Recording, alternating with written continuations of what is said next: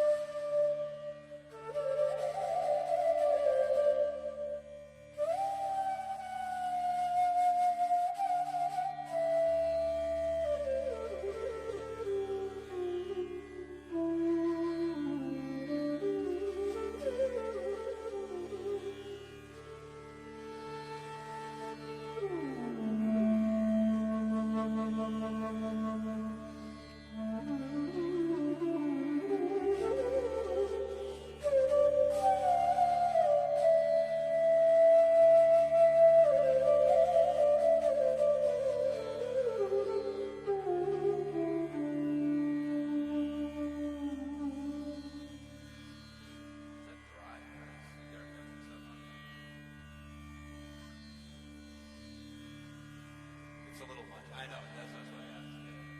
He put a little, maybe you could bring it back. And then probably the drum would come down, probably. Yeah. You've got some noise. Okay, yeah, perfect. I don't know how loud it is out there. Okay.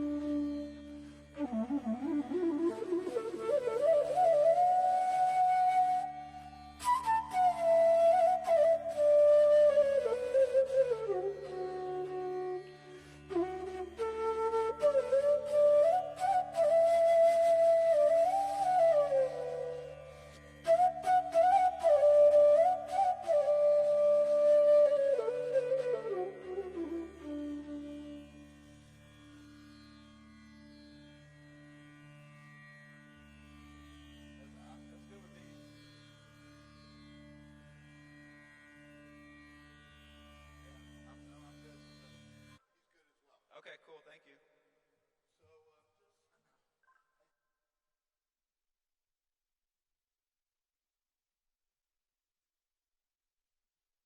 Fade it down. What makes sense? Which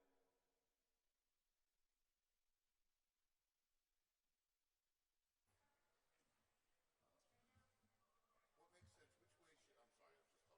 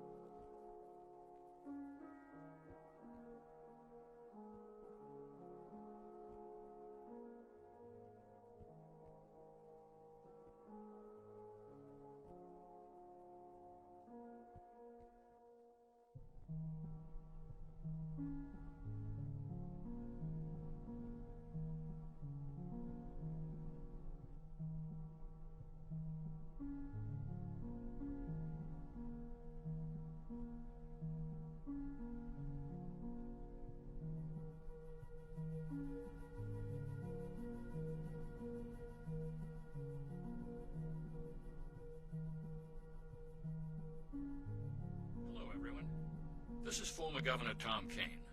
Welcome to another unique event at New Jersey Performing Arts Center. During my administration, way back in 1986, I had a dream, and that was to build a world-class arts center and to do it in Newark. Now that wonder has become a reality. I'm sure you'll agree with me that New Jersey and NJ-PAC are perfect together. Now, here are a few executive orders. I'd like you to turn off all electronic and mobile devices. During the performance, audio and video recording is strictly prohibited, and flash photography is not only forbidden, but can be hazardous to our performers. For your safety, observe the nearest emergency exit. In the event of an emergency, please remain calm and follow instructions. Thank you. Enjoy this performance.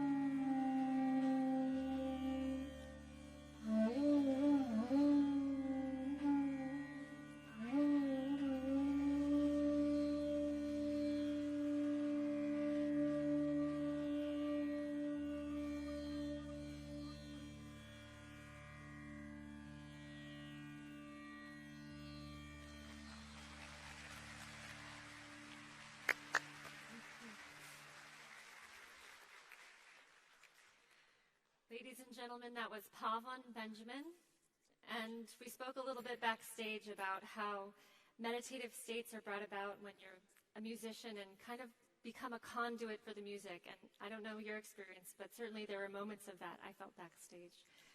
Pavan is an accomplished saxophonist as well as a bansuri flute player based here in the United States. Rooted in jazz and improvisation, Pavan pursued a deep study of Nepali folk and Indian classical music. He has worked with several world-class artists and performs and teaches around the world. Thank you, Pavan. Honored guests, thank you. Yes, let's hear it for him. So touching. Honored guests, senior dignitaries, fellow meditators, friends. I am Emma Ivaturi, your host for this afternoon, and I am a certified Heartfulness Meditation trainer and an editor and graphic designer for the Heartfulness Magazine. And on behalf of the Heartfulness Institute, the conference organizers, it is my distinct pleasure to welcome you today to Dhyanotsav. Now, you may know that in Sanskrit, Dhyan means meditation, and Utsav is a joyous festival with an element of an offering. And it's in the spirit of offering the Heartfulness Meditation that we are gathered here today. And to viewers who have joined remotely via the live webcast, hello and welcome. Hi, Mom. Hope you got to tune in. We recall with gratitude the welcome extended to us by the Office of the Mayor of Newark for our East Coast Heartfulness Conference in 2016 that we held here at NJPAC. Thank you to that office for their continued support. Now, ladies and gentlemen, how many of you here have seen Avengers Endgame, the big Hollywood blockbuster this summer? A few hands are up there. For those of you who have yet to see it, there's a poignant scene in the movie that speaks to our assembly here. In the movie, Tony Stark, who is a superhero Iron Man, travels back in time with Captain America to a military lab in a fictional town in our home state of New Jersey. The lab is run by Iron Man's father, a brilliant scientist. In an earlier installment of the Avengers franchise, Tony laments about the absence of his father in much of his childhood. Here at the lab, Tony chances upon his father, and they exchange nice words of parental wisdom. And before he leaves, Tony tells his father, "No amount of money has ever bought a second of time." No amount of money has ever bought a second of time. I think we can all agree that this statement shows what's of real value in life: time and how we use it. Ladies and gentlemen, the time that you set aside to come here today and not elsewhere, the time that you took in transit to come here, the time that you are investing in this room and offer what's of most value to you, to us, it is for that time we are truly honored. On behalf of the Heartfulness Institute, I offer my humble and sincere thanks to each one of you gathered here today.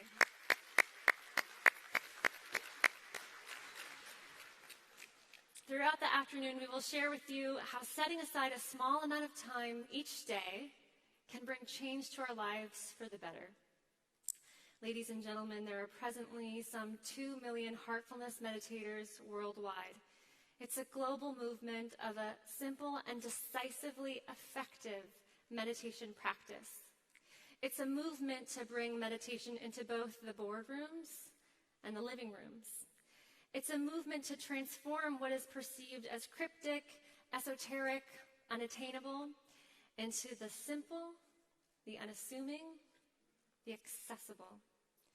It's a movement to invert the idea of an occasional retreat into an everyday practice. It's a movement to fuse the eternal with the everyday. Ladies and gentlemen, the heart already knows. I need not describe to you those occasional pulls that we have of wisdom from deep within the heart. A sustained practice of heartfulness helps us fortify that connection in our heart, helps us recover simplicity, balance, strength, unlocking our highest potential. Welcome, come on down. The heartfulness practice evolved over the turn of the century and was formalized 75 years ago. The practice is available to everyone, irrespective of their belief system. Now, in the second half of today's program, you will get to experience heartfulness firsthand.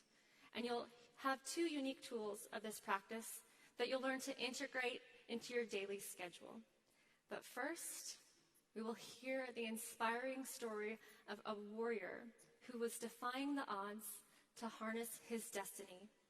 When a sports injury finished this man's career, he found that the practices of yoga and meditation enabled him to connect to himself and to help others transform through these methods. Now let's turn our attention briefly to the center screen. This tough linebacker in the NFL, all pro linebacker in the NFL. I'm laying vulnerable on the ground. Right, and we have a Jaguars player hurt on the field, and I think that's Keith Mitchell, and he looks out, Brian. I'm on my back, and I'm like, get up, get up, and my body's not responding. Diagnosed with a spinal contusion, it was several days before Mitchell regained any kind of movement. At that time, his doctor went over different therapy options.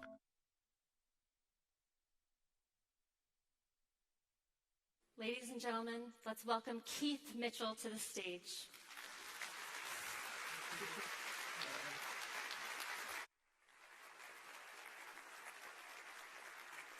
Greetings, everyone.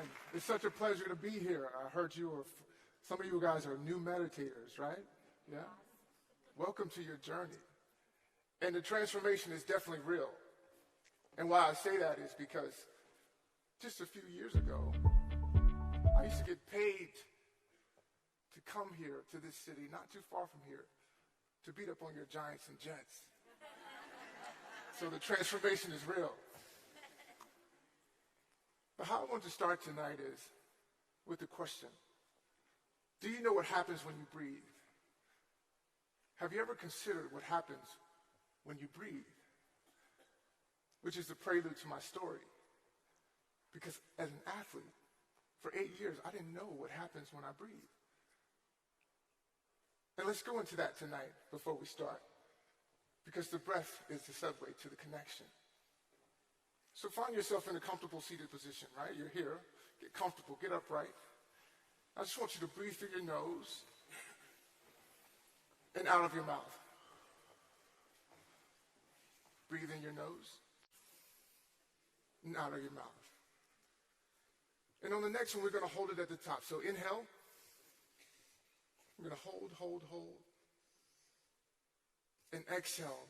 Let it all go. And just notice how you feel. This allows us the space for presence. And through presence, it allows us the opportunity to have a new experience. So as you saw the film, I was a linebacker, hitting people with the passion that I had for my whole life. And I learned conscious breathing in the hospital. After suffering a severe injury, I was diagnosed with a spinal contusion. And the nurse came to me through the experience. I wake up in the hospital. I'm looking at the doctor, like, what's going on with me? I can't move. And the doctor's looking at me as, I don't have an answer for you. What do you do? Several days in, the nurse comes to me. She talks to me. I want to share with you what happens when you breathe. On the inhale, the diaphragm pushes down. On the exhale, it comes up. On the inhale, the diaphragm pushes down. On the exhale, it rises up. She said, we take about 10,000 breaths a day. So with this opportunity, I have an opportunity to give my body life with my breath. If you think about the heart, the lungs, they move on their own. But what doesn't move is the internal organs. They get stagnant. And that fluidity is our blood flow, the circulation. It allows us this opportunity to heal.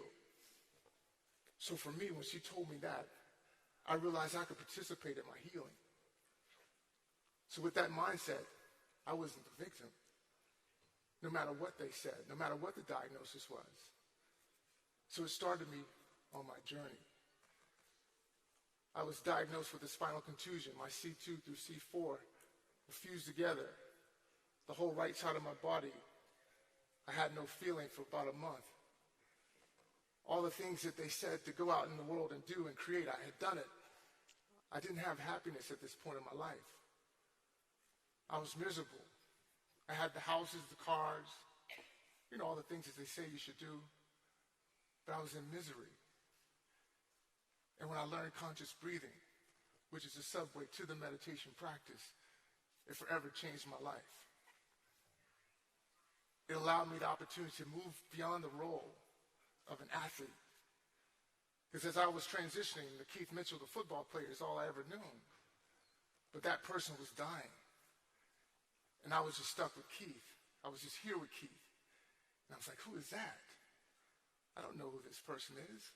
I never lived with this person. So my body was in the same situation. It was in neglect because I had constantly put myself in a compromised situation. And again, it's never good or bad. It's just what it is. I had the opportunity. I played the sport.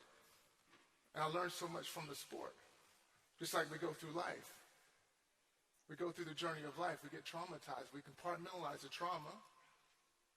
And no one ever told us we could release it. Or maybe they told us we could, but they didn't show us how. So we go around and we have this compartmentalized into our bodies. And we're here, we build all this armor, we walk around so hard. I play the most violent game on the planet, in my opinion. And we play with more finesse than the brute force. We use about 20% of the brute force and more or less finesse. So why are we walking around so hard? So through the process, I allowed myself to just settle in like when you did your exhale and you released everything. I began to realize this is who I want to be. This is who I choose to be. And through meditation, I realized I had a choice. Because up until that point, I didn't know I had a choice. I can be the victor, not the victim, no matter who says what. No matter what the diagnosis is, I'm well with a challenge that I have the opportunity to face.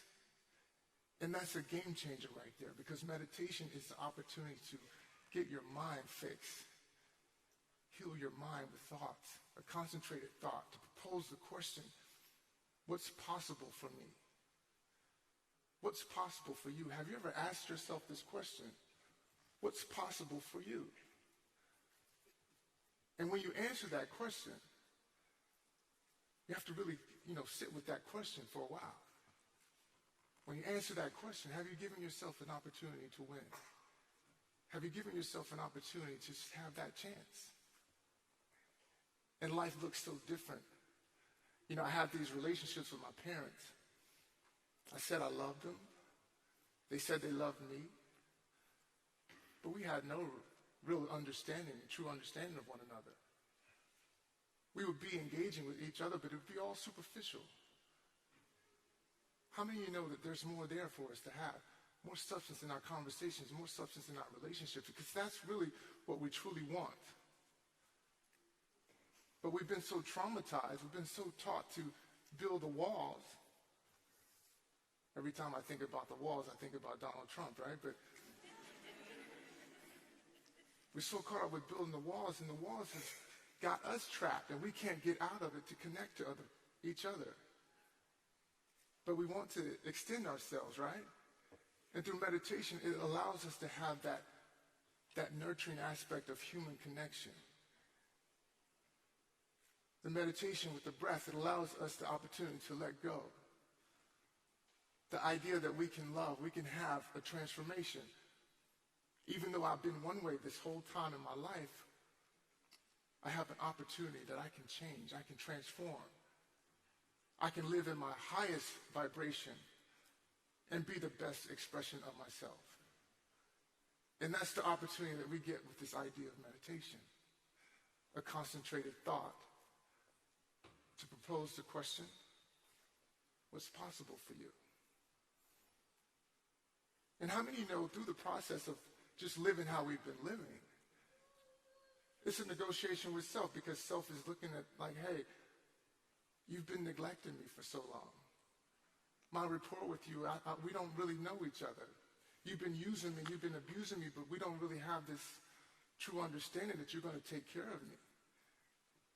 And as an athlete, I thought I knew my body, but I realized I knew how to push my body, but I didn't know how to listen to myself. And through meditation, it taught me how to listen to myself. The thing is, my voice inside, my soul inside is communicating with me. And how many of us want to be seen in life? And we can't see ourselves. We won't allow ourselves to come through. There's an expression within you. There's a genius within you. And it wants to come through. But we've only given ourselves this little micro idea of ourselves that we can be this. Like for me, I thought I was just a football player. But the realizing of this practice of meditation, it allowed me to go into these possibilities. Now I've been able to go to places I would never thought I would be. I always thought I would be going to the White House because we won a football game or some type of championship. But to go to the White House and teach a meditation. To be at the UN to talk about mindfulness and meditation. To be able to create the Congressional Yoga Association with Congress and have the Senate and the Congress to meditate together before they go out and vote. To create opportunities like that. The opportunity to meet you and be here with you and engage with you. So that we can build a new paradigm of concentrated thought through mindfulness. How many of you know this world, we have some situations going on. We have a lot of situations going on in this lifetime. And we can no longer sit on the sideline. So we have to do the things that's going to be necessary to free ourselves and let ourselves be. And allow this greatness to come out of us. Let this greatness be seen in you. Do you believe that you have that in you? One of the things that changed my life when I was a little kid, and that got me to that level, to that stage where 0.001% make it. A coach asked me one time, he says, where do you see yourself in 5 years? Where do you see yourself in 10 years? And the idea is I never thought about this question. That's why concentrated thought is so intriguing. Because when you propose the question, the universe will support it. And when you can answer that question with the truth and be accountable with that truth, and granted, it's not good or bad, it's just what it is, but you find yourself accountable to you, and you realize that you're creating this. You're creating all of it. And you're also responding to it. And with that idea, you can have what you choose. Thank you so much for allowing me to be here. Namaste. Thank you. Thank you, Keith, so much for that insight on tearing down the walls inside ourselves and other places around the world. Ladies and gentlemen, an article published in last month's issue of the New York Times caught my attention. The headline said simply, "We have ruined childhood." And I was intrigued and I read on, and I quote, "A 2019 study published by the Journal of Abnormal Psychology found that between 2009 and 2017, rates of depression rose by more than 60% in those ages 14 to 17, and 47% among those ages 12 to 13. This isn't just a matter of increased diagnoses. The number of children and teenagers who were seen in emergency rooms with suicidal thoughts or having attempted suicide doubled between 2007 and 2015. To put it simply, our kids are not okay." Unquote. Friends, our children are in need of a method to access the same inner resources we access through meditation, in need of a method to help them achieve calm, focus, self-confidence. Let us now learn a little bit about a program that offers a practical way to tap into these inner resources. We all want the best for our children so that they can excel in life. We admit them to the best schools, encourage them to play sports, and enroll them in extracurricular activities. But the world around us is becoming increasingly complex. The number of distractions is increasing, and the stress levels in our children are rising. Their attention spans are decreasing, and their minds are becoming restless. There is too much to do in too little time. How can we help them deal with life and realize their true potential? The answer lies hidden inside the mind of every child, which is not yet completely used to its fullest capability. Brighter Minds program unlocks the hidden potential of your child and makes them future ready. It uses the principle of enhancing the capacity of the brain of your child while it is still developing and receptive to learning. It brings about a fine balance between the logical, analytical, holistic, creative and intuitive processes of the brain of your child. At Brighter Minds, the capacity of the brain is enhanced using proven and well-researched methodology that includes unique brain exercises for sharpening cognitive retention, sensory augmentation through acoustic vibrations, and relaxation techniques that calm the mind and raise the potential of your child. All this helps your child in developing deeper observational skills, enhancing the ability to stay focused with increased attention time spans, and inspiring creativity, helping your child in problem solving and staying ahead. It increases self-confidence and gives your child the power of intuition, helping your child in dealing with stressful, demanding environments and complex situations. It creates a habit of excellence in thought and action, helping children impart true human values and achieve their fullest potential. Brighter Minds makes your child ready for the future. Give your child the right gift. Brighter Minds. A gift for a lifetime.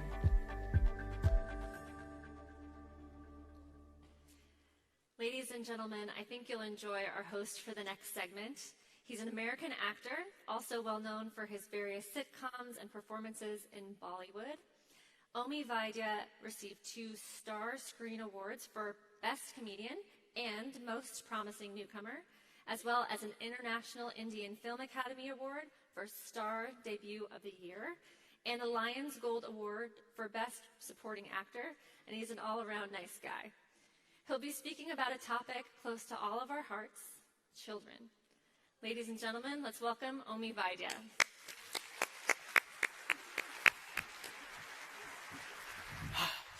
Oh, there we go.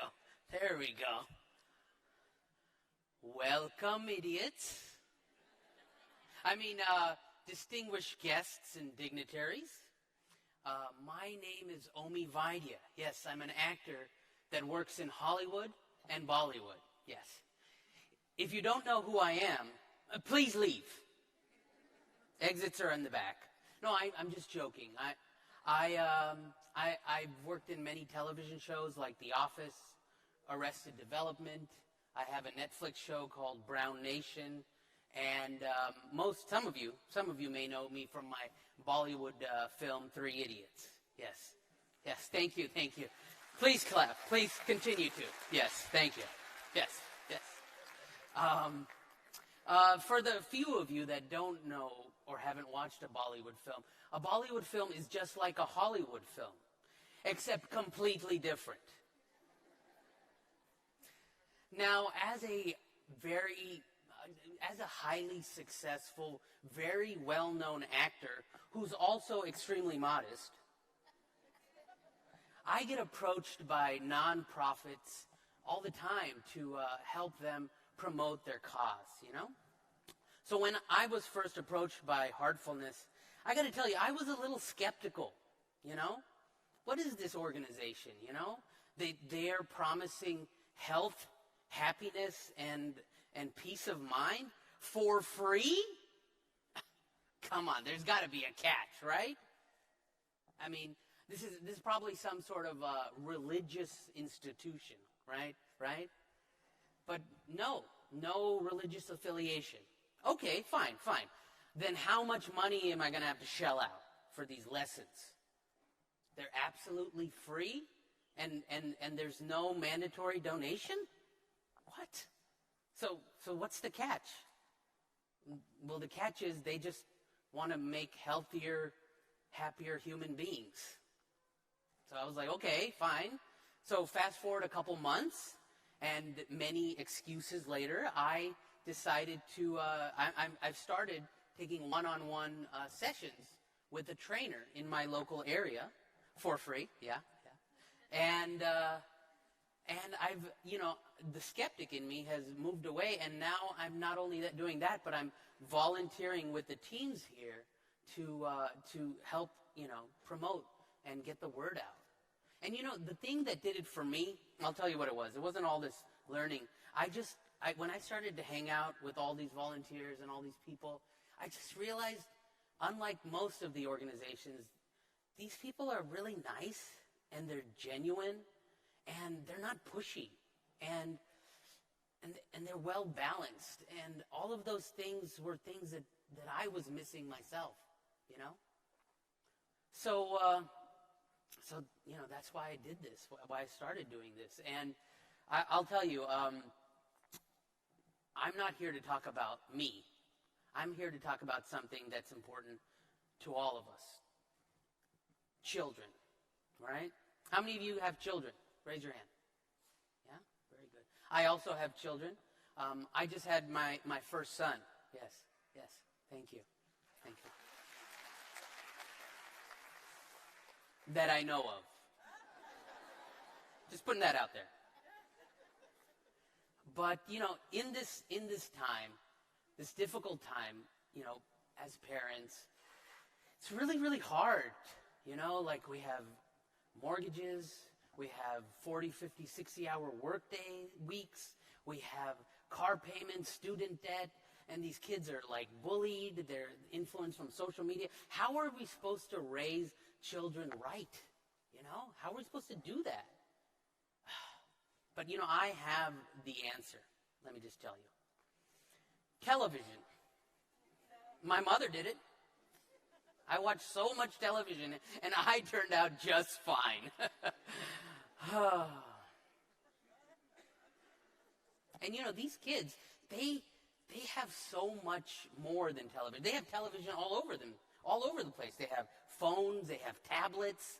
I mean, they can't get away from watching. My 4-year-old, he's just like, I want to watch something, Dada. That's what he says to me like every night. And we can't even take it away from them because, these kids, they have half of their school assignments they're required to be done on laptops, right? And if you say, you know what, I'm going to take that screen away from you, like they see you stuck to your own screen. I mean, some of you are using your screens right now. It's okay. I'll take it personally, but it's okay. So something has to be done about this, I mean, how do we teach them moderation? How do we teach them how to have the right skills? How do we improve their observation, their perception, and their critical thinking skills? Well, that's where Brighter Minds comes in. All right? These kids that are going to come up here, they're going to blow your mind, okay? I mean, I'm jealous because it's never like the first time. And I've seen this, and it's amazing. You might think this is a magic trick, but it's more like a miracle, okay?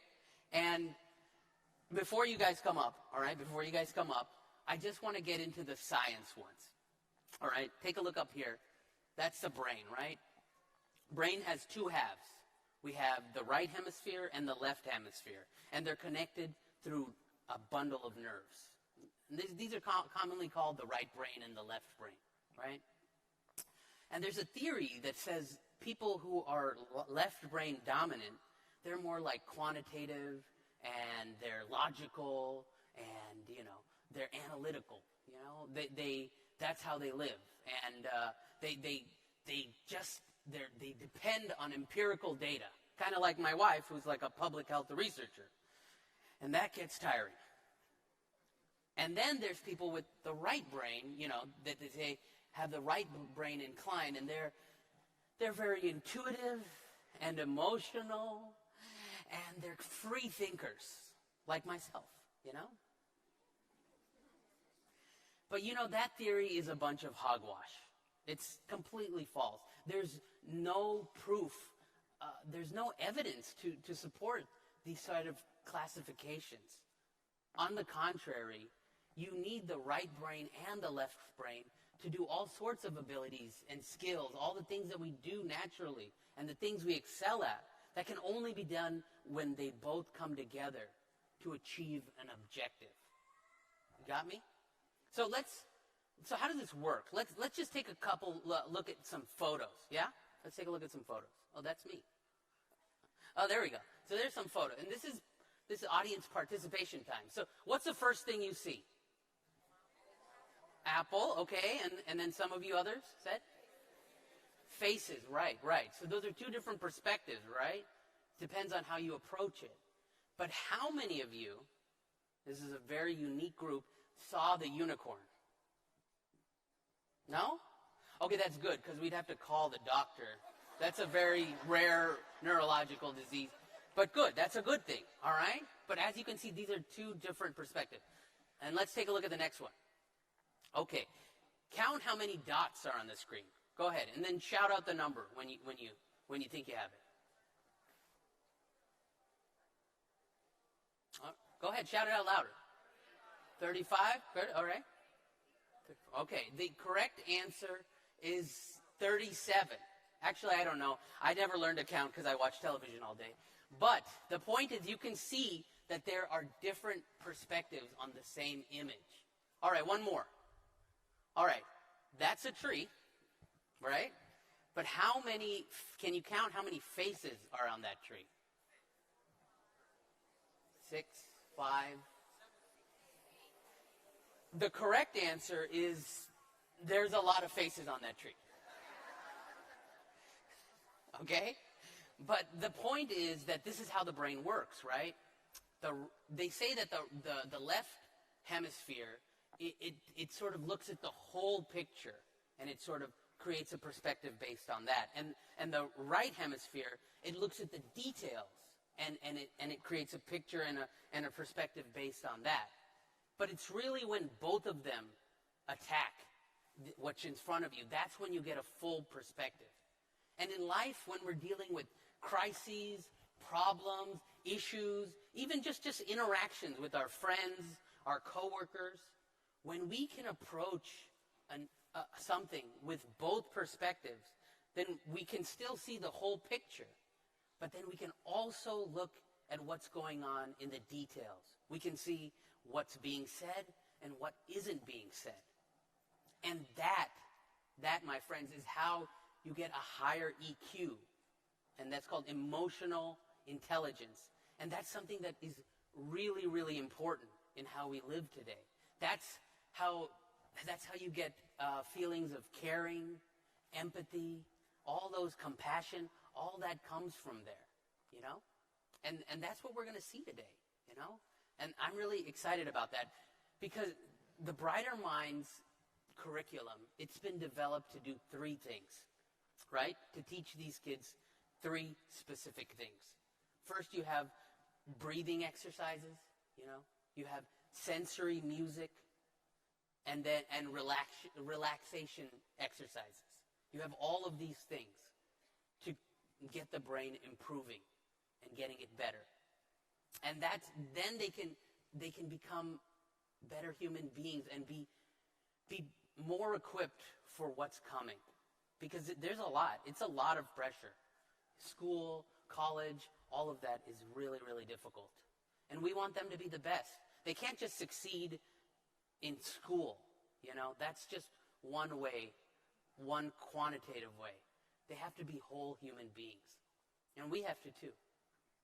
So with that, I'm going to bring on these kids because it doesn't really matter what I say. You have to see this for yourself, guys. You really do. So please give me a hand and welcome these Brighter Minds.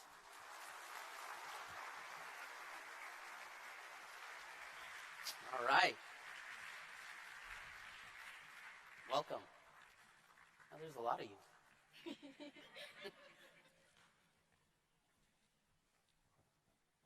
Good afternoon, everyone. Today we'll be demonstrating some brain exercises that we learn as a part of the Brighter Minds program.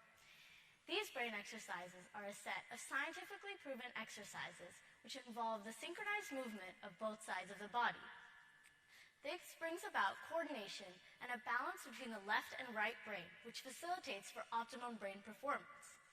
Initially, children may find these exercises challenging and take time to perform, but later on, they're sure to master the process and enjoy it at the same time.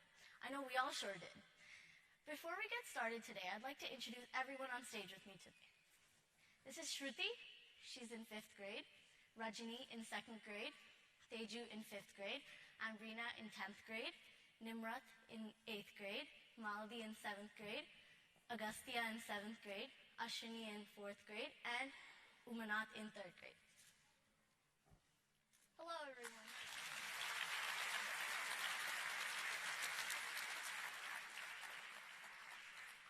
Hello, everyone.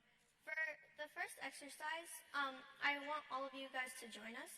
So I want everyone to take their hands, and I want you all to connect your fingertips with the corresponding fingertip on the other hand. You want it to look like this, as if there was a coconut or a ball inside your hand. Now, you want to take your thumbs and you want to slowly rotate them in a clockwise direction like so. 1, 2, 3, 4, 5. Now you want to do the same thing but anti-clockwise. So 1, 2, 3, 4, 5. We're going to repeat this with the rest of our fingers. So if you want to follow along, you can. 1, 2, 3, 4, 5. Reverse. 2, 3, 4, 5. Your middle. 1, 2, 3, 4, 5. Reverse. 2, 3, 4, 5. Now, your ring finger is an especially tricky finger because the muscles in your ring finger are actually connected to the muscles in your middle and your pinky finger, which makes it harder to isolate movements in your ring finger.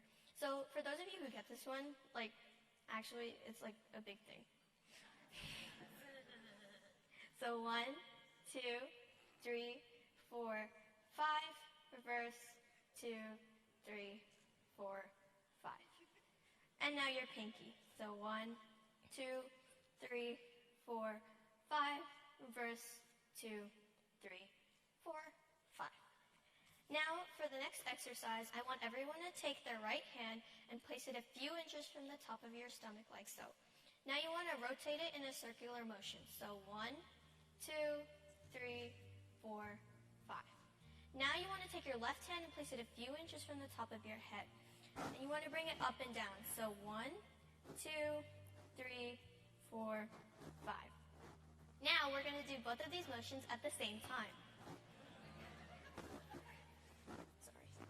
And 1, 2, 3, 4, 5, 6, 7, 8, 9, 10.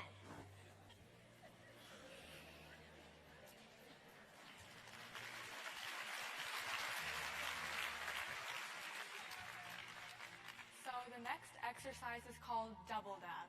So take your hands out, put your right hand on your nose, and your left hand on your right ear. Now put your hands on your knees. Put your left hand on your nose and your right hand on your left ear. Notice how we switched hands and how the hand on our ear is always on the outside. Let's put our hands on our knees again. Let's continue this motion 10 times. So switch, 1, switch, 2, switch, 3, switch, 4, switch, 5, switch, 6, 7, 8, 9, 10.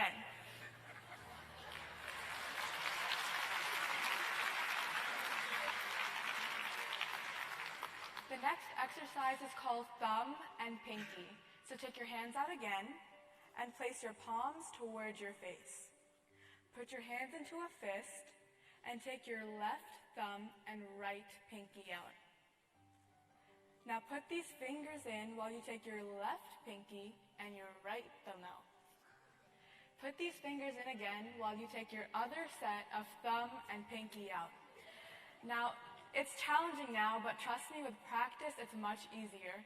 So let's continue this motion 10 times. So switch 1, switch 2, switch 3, switch 4, switch 5, 6, 7, 8, 9, 10. Whoa.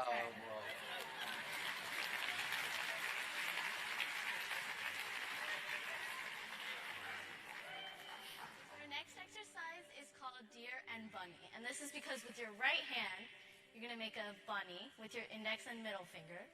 And with your left hand, you're going to make a deer with your index and pinky finger. And this exercise is just asking you to switch these animals between your hands. So now on your right, you're going to have your deer, and on your left, you're going to have your bunny. So keep switching 10 times. Switch 1, switch 2, switch 3, switch 4, switch 5, 6, 7, 8, 9, 10.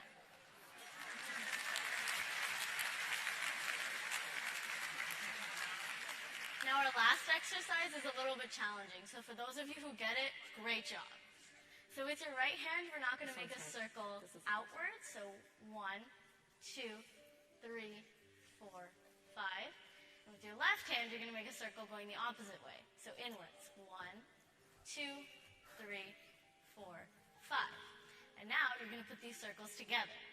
So I like to start at the top, and they actually meet back at the bottom, and then meet back at the top. So remember, your right's going out, your left's coming in. So 1, meet, 2, meet, 3, meet, 4, meet, 5, meet, 6, 7, 8, 9, 10.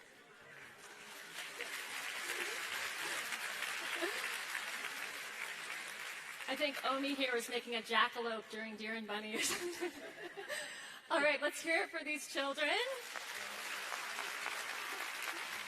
Now, this is only the first half of their demonstration. We're going to have them come off stage and have them do one by one. Maladi will explain a little bit about these blindfold exercises. Vision through eyesight is one of our most predominant senses, and there is a tendency to rely on it more strongly than any of our other senses and even our own intuition. Through the blindfold activities, children have the chance to exercise the innate potential of the other senses. Thus, they facilitate an optimum sensory input to the brain. Through these activities, children also come to develop trust in their intuition, thereby empowering it significantly. Children are guided to perceive things with their eyes closed and blindfolded. Some of these things include color identification, number identification, reading a page from a book, coloring a picture, etc. with eyes closed. We would now like to demonstrate some of these exercises in front of you. We would also request if 3 adults from the audience could come up on stage. All right. So we need some volunteers. Omi, why don't you help people self-select? All right. Let's take the middle one here. Yeah. Who else we got? Are you ready for this? All right. Come on up. Come on up. We need one more. One more. Let's see. I'm going to get someone from far back. Someone who's never seen these children before, never been up to a Heartfulness session. I'm going to get way back. There's somebody waving in the way. Yeah, one of you two. Who stand up, somebody over there. There we go. That's the third. I don't even know what they look like. They're so far back. All right, these are our 3. Wait, I see 2. Who's the third? There's the third coming down. all the way down. Let's give a hand. Thank you, guys. You have no idea what you signed up for. So, Omi, why don't you help introduce? All right, your name is? Nancy. Welcome, Nancy. And what do you do for a living? Or not? I'm a stay-at-home mom. I'm a workers' comp specialist. Oh, excellent. Oh. And what brought you here today? Came with some friends. Hey, Nancy's friends. Nice. What's up? And why don't you just stand on the side of Stephanie over here? Hi, I'm Stephanie Ann Siegel. I am an incoming teacher. I'm finishing up my master's in special ed and elementary ed, so I am in my element right now. Excellent. And what's your name? Hi, my name is Martha Villarreal. I am a special education teacher for almost 25 years now. Hey, Martha. And none of you know each other or anything about.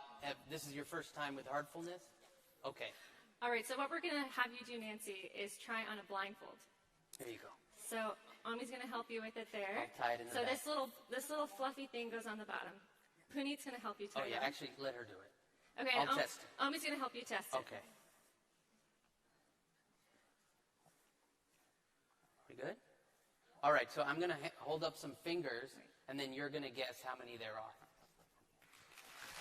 I got a mic in front of you, Nancy. Okay. All right, here we go. So you're just going to guess because you can't. Can you see? No. Okay, well let's see. How many fingers am I holding up? 2.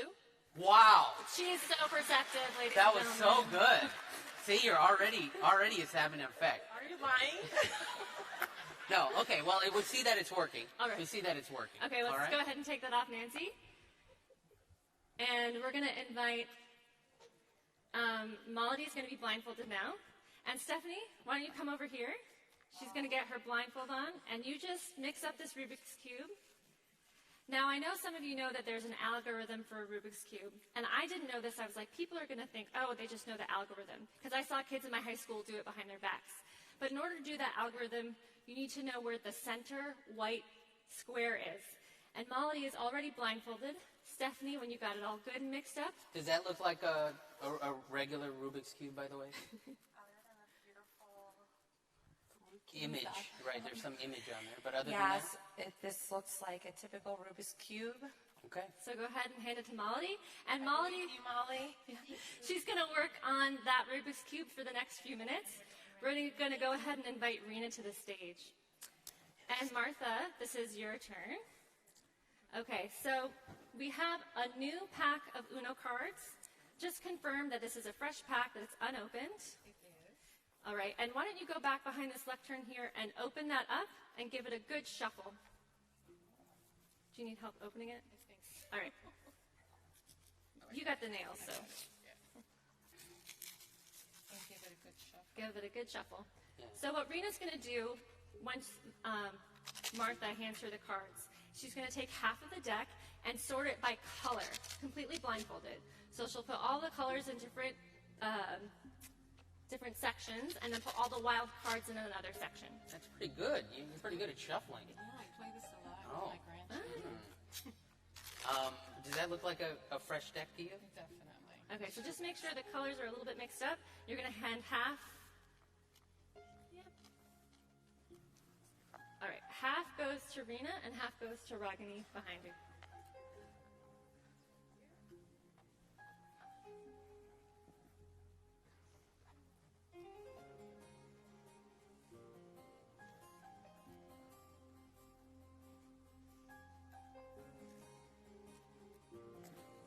Can you explain what's going on right now? Well, what's happening, from what I understand when I've worked with Rena, is that through these exercises, they're able to perceive with different senses. So for Rena, often it's touch. You'll see some kids, sometimes they'll smell it or they'll put it on their forehead. So this cross-brain exercises we're talking about is kind of fusing the cerebral, or what is it, that bundle of nerves in between the two hemispheres. And so they're able to have this extra sensory perception. All right, Martha, can you show the audience those different cards? Why don't you show one of the decks at a time? So Rena has actually sorted the red all in one pile, and then the yellow in a separate pile. All right. And what's separate from all the wild cards as well. Excellent. Wow, congratulations. Thank That's you, great. Rena. All right, Martha, come back over here. And we're going to bring out Umanath to the stage. Now, we'll need 2 of you. So, Nancy, what we're going to have you do is take this notepad. And do you have good print handwriting? Okay. So, Umanath is an 8-year-old. So just write a 5 to 6 word, just come on over here, a 5 to 6 word sentence, clearly in print, that an 8-year-old could read.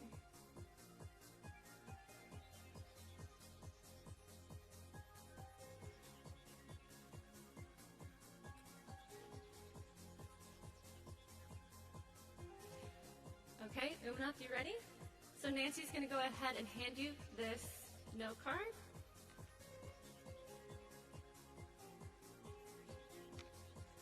So he's smelling it, perceiving it.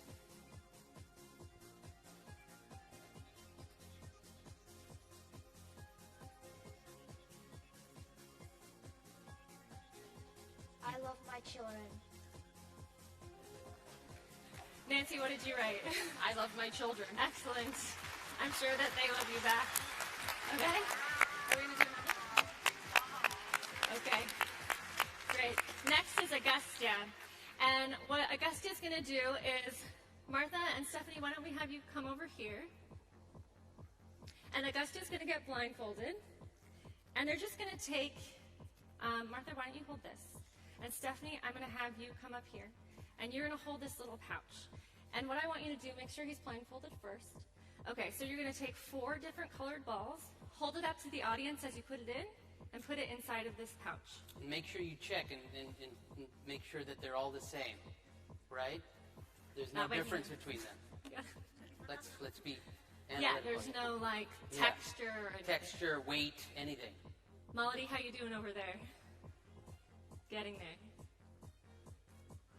All right. So, Stephanie, can you see the balls through the bag? Not at all. Okay. So you're going to hand this back to Agustia. He's going to reach his hands inside of the bag, and before he grabs it and pulls it out of the bag, he's going to tell us what color it is.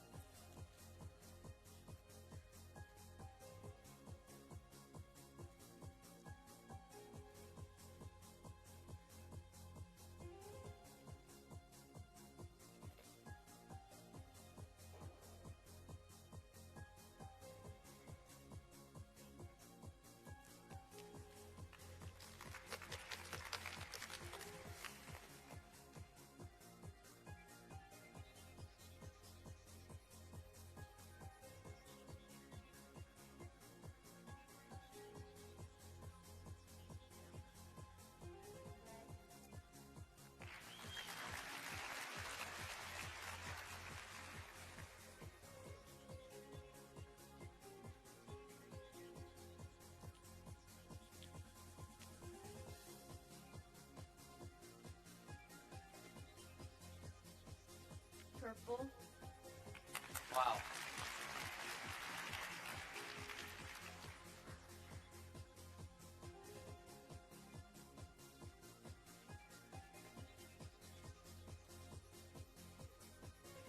Yellow.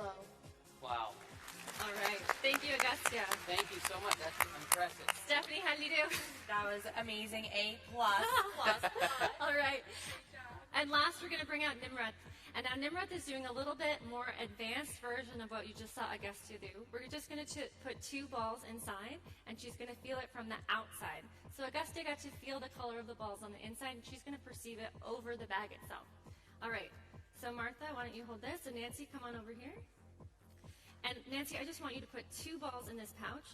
You can. I'll hold it. I'll give it back. Just show the audience which balls you're putting in. She's blindfolded. Now, Nimrat just started doing this about a month ago, and she's doing a little bit more advanced exercise, so let's cheer her on. Go ahead and hand it to her.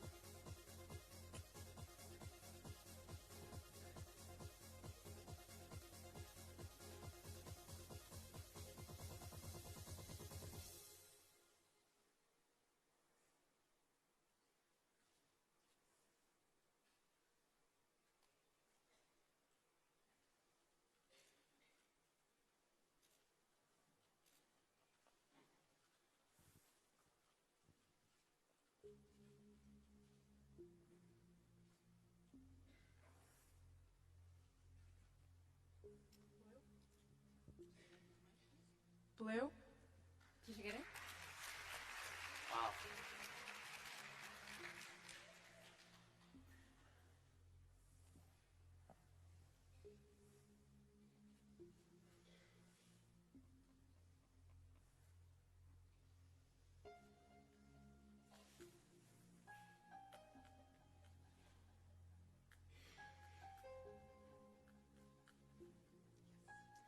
Green. That's incredible. All right. That is incredible. Thank you, Nimrat. Thank you so much, ladies, for your contribution, and all the best in your new academic career. All right. Molly, how you doing over here? Do you think she's done? She says she's done. Let's hold it up.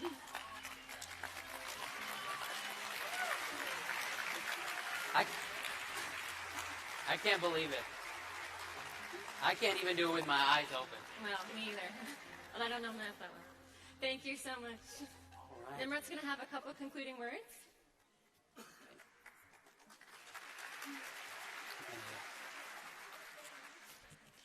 A great amount of research has gone into developing the Brighter Minds program.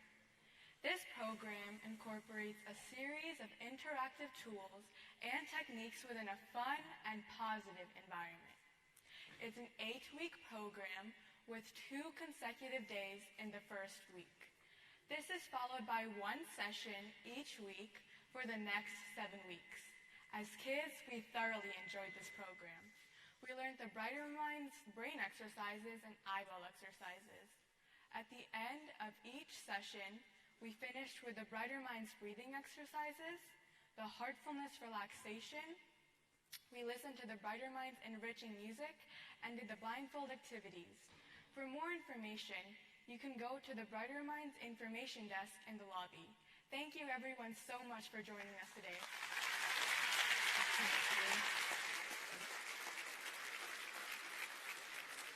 And more than these amazing blindfolded capabilities, I've seen firsthand and heard accounts from these children about how much it's transformed their inner worlds at school, academically, and their emotional well-being. Now, before we break for intermission, I'd like to share something important with you. The Global Guide of Heartfulness, Daaji, said that the first principle of destiny is that we can only change it in the present. The second principle is that we create destiny for ourselves by our everyday thoughts, our likes, and our dislikes.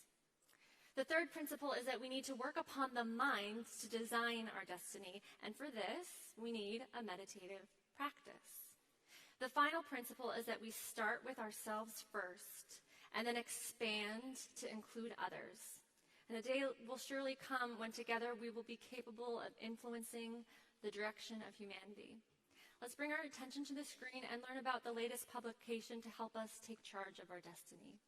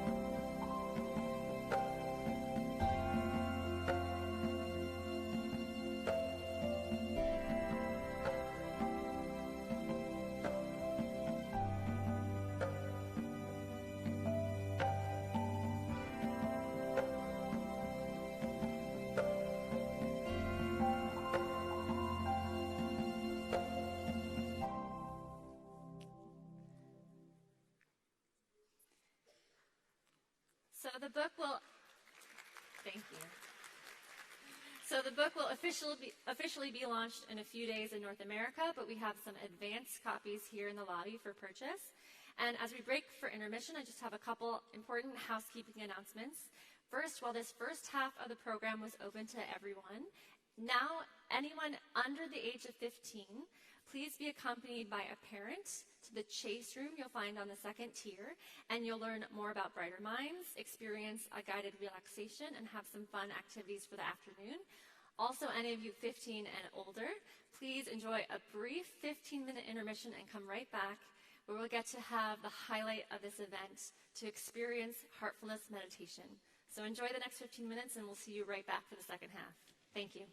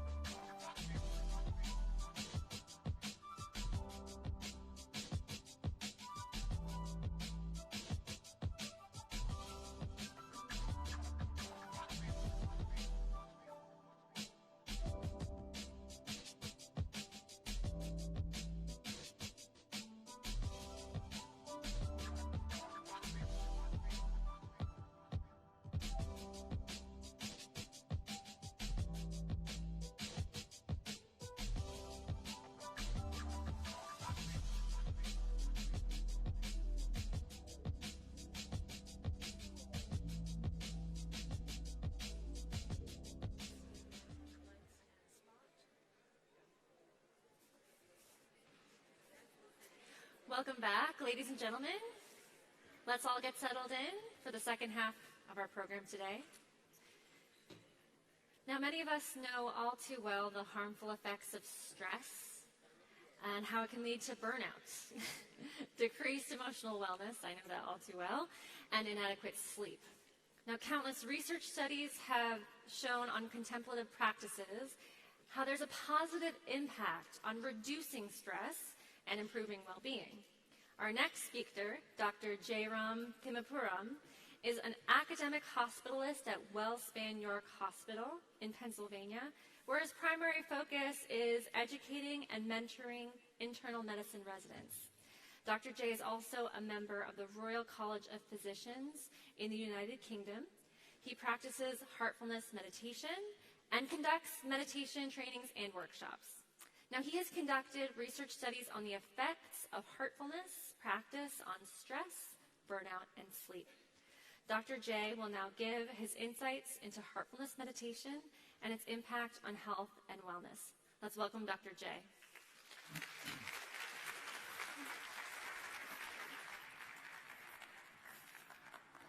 Welcome, everyone. Good afternoon. My name is Jay Timapuram. My last name is a bit long. One of my patients actually called me Dr. Long. I'm an internal medicine physician from Wellspan York Hospital. Over the past many years, I've been working on some research work using heartfulness meditation to see if it would impact our wellness. Today, I'm going to share some of the work that I've been doing. But before that, let me ask you a question. Do you know how many searches occur on Google per second? Around 40,000 to 60,000 per second. Do you know how many hours of videos are uploaded onto YouTube each minute? Around 300. That's still quite a lot, right? Welcome to the world of information. Whether we like it or not, whether we want it or not, information keeps coming to us. What do we do with this information? We process it, right? Between the reception of this information and processing of it, there is something very important, and that is the state of mind that we are in. If that inner state is frustrated, it feels as if that information that's coming through is frustrating. If that inner state is filled with anger, it feels as if that information that's coming through is evoking anger from within. If that inner state is chaotic, it feels as if everything around is chaotic. But if that inner state is calm, perhaps we can process this information with much more clarity. There are many reasons, but one of the reasons is that there is a little part within the brain called the amygdala. And this amygdala does something very unique. It keeps scanning this environment. What does it scan for? Mostly nothing good.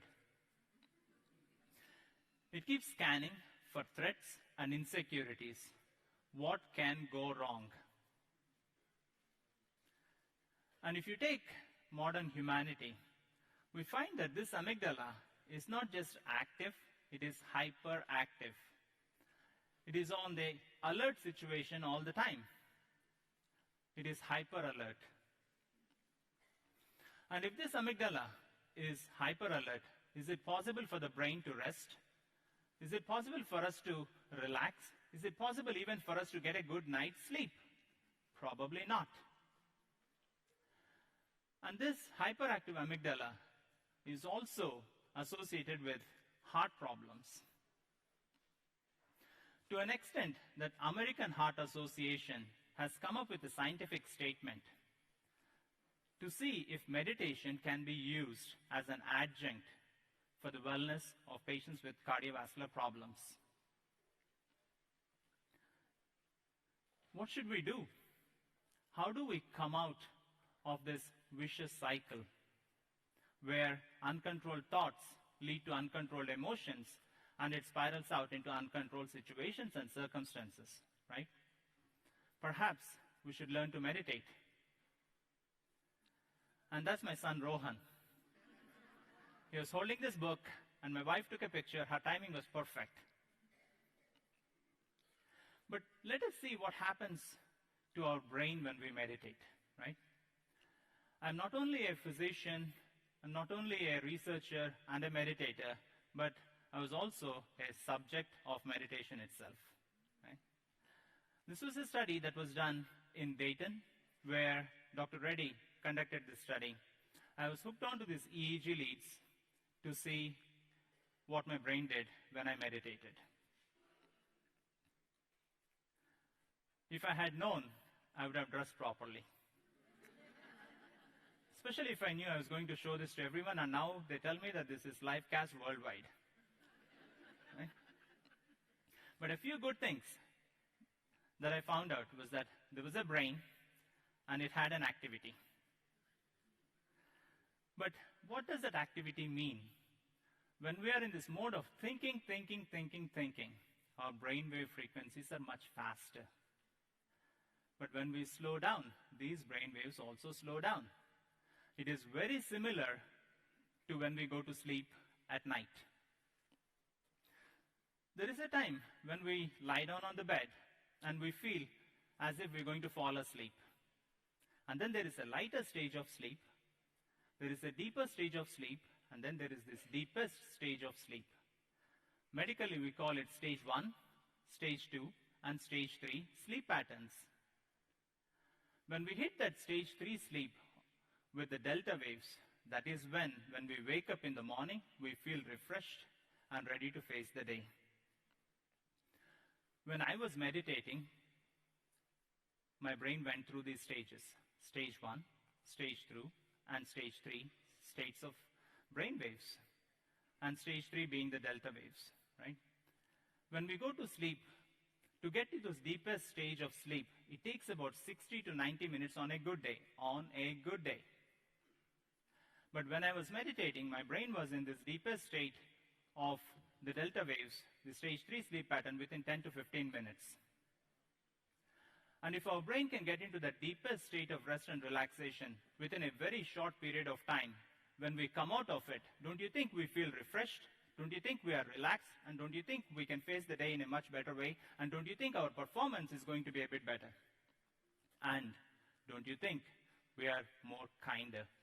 Don't you think we are going to be better human beings when we interact with our friends, family members, and colleagues? It doesn't take a genius to figure this out. Imagine a night when you have not slept well. In the morning, when you wake up, you're grumpy. Nobody wants to come near you. They want to run away from you. Imagine a night when you have slept really well. When you wake up in the morning, you are a better person. You perform better. You interact with people in a much nicer way. People want to be around you. And this deepest state of rest and relaxation can be produced with practice of meditation. Normally, when we meditate, awareness is still present, which is different to when we sleep at night. When we are asleep, in that deepest state, we are gone, right? We're not there. It's only when we come out of sleep, we feel, oh, you know what, I had a good night's sleep. But in that state, when my brain was in the deepest state of rest with the delta waves, which is the deepest stage of sleep pattern, awareness was still present. But it was a different kind of awareness, a thoughtless awareness, where even the awareness of thoughtlessness has come back a little later. I look at these brain waves in a different way too. They're almost like these waves on the surface of an ocean. When the environment is turbulent, the waves are raging. All we hear is this noise of these waves, the noise of life that we hear every day. But if there is a way we can dive a little bit deeper within ourselves, perhaps we can find a space of tranquility, a space of stillness, a space of peace, where our brain, our heart, our soul can rejuvenate. This is what we need. But can we apply this in a practical way? Let us see. Sometimes when there is a lot going on in our lives, it feels as if we are at the end of the rope. It feels as if there is a little strand holding us together, ready to snap. And we feel, in a way, like a rope that's about to break. Medically, there is a term for it called burnout. And if you look at the definition of burnout, it's very simple. Have you ever felt emotionally exhausted? And have you felt that you're becoming a little bit cynical about life itself? And have you felt that you're not performing to the best of your abilities? Well, if you are experiencing these are the three main things that we talk about in burnout. But if there is something that we can do about it, let us see. Let's actually see how you are all doing. Let me ask you a few questions that will be shown up on the screen. Do you feel burned out from your work, either household work or your professional work? You can choose between options 1 to 7 and make a mental note of it. Make a mental note of the number that you fit in. And let's take a look at the second question. Have you become more callous towards people? On a scale of 1 to 7, make a mental note of it. Well, if you have chosen either number 3 or above, you are at risk of burnout. But what can we do about it, right? In order to see whether something works or not, we need to study it first, prove it. This is what we tried to do. In our hospital, we offered Heartfulness meditation practice to physicians, nurses, and house staff. The first thing that we did was, there was a group of house staff physicians, about 54 of them, who were summoned for an emergency meeting. And then I was called in to conduct a relaxation technique for them. 5 to 7 minutes of relaxation. And they were all given clickers where they can give some feedback. So I asked them a question with 3 options: whether they felt it was a positive experience, or a neutral experience, or a negative experience. This is what we found. Around 3/4 of them felt that it was a positive experience. The rest of them felt it was a neutral experience. It is very interesting to see that none of them felt it was a negative experience. Something very remarkable.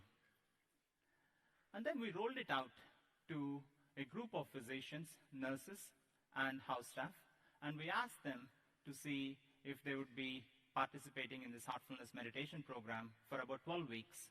We had 2 groups, a group that meditated and a group that did not meditate. And we measured their burnout scores.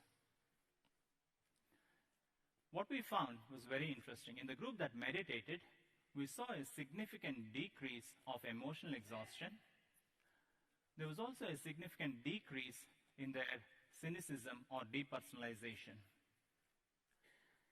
The personal accomplishment scores actually went up in the group that participated in this 12 weeks of Heartfulness meditation. In the group that did not meditate, we did not see any of those changes. There was something else that we did. We measured emotional wellness. And if you take emotional wellness into consideration, there are 2 aspects, right? One is the positive emotions, and the negative emotions is the second one. After 12 weeks, when we measured the emotional wellness, this is what we found. In the group that meditated, in the positive emotions section, this is what happened.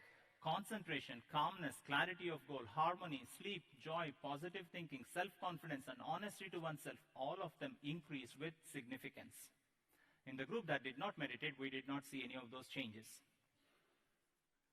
When we took negative attributes into consideration, this is what we found. Anger, stress, anxiety, fear, irritability, jealousy, addiction, apathy, cynicism, and impulsiveness decreased with significance. In the group that did not meditate, we did not see any of those changes. We're all interested in measuring something tangible as well, right? So we also measured something called telomeres. What are these telomeres? We all have our cells, our chromosomes. At the tip of our chromosomal DNA, there is a structure, a cap-like structure called telomere, similar to the plastic bit on our shoelaces, the aglets, right? There's something very important that these telomeres reflect. The longer the telomeres are, it is associated with a healthy lifestyle and perhaps we live longer. It may be associated with longevity. The shorter they are, maybe not so. There is something else that was found out.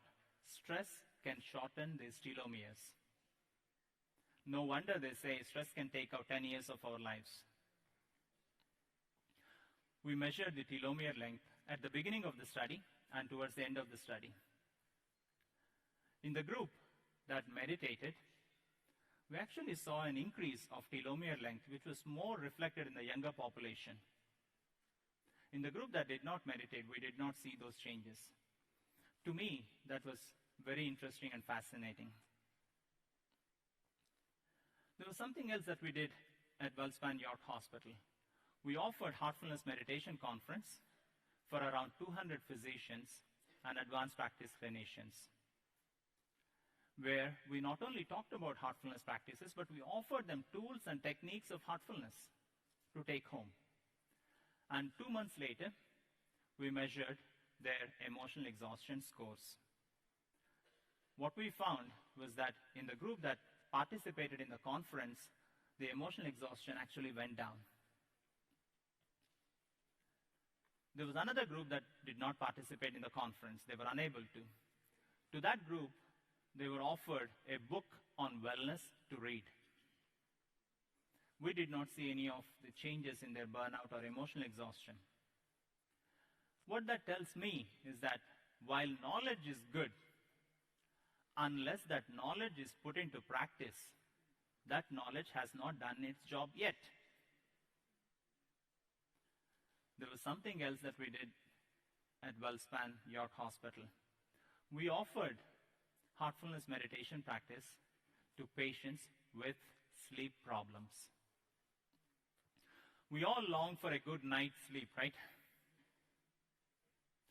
Imagine not being able to sleep for at least 3 nights a week.